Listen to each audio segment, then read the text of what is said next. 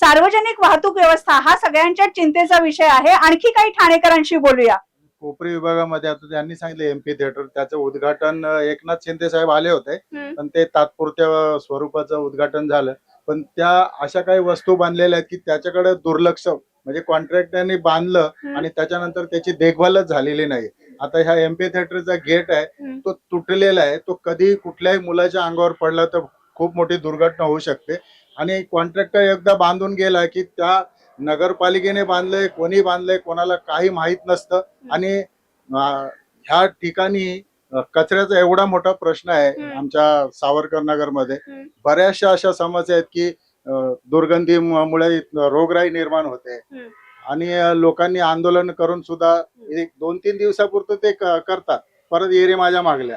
बरोबर, म्हणजे आरोग्य, शिक्षण, पर्यावरण हे खरं तर सगळ्या महापालिकांमधल्या नागरिकांचे विषय आहेत।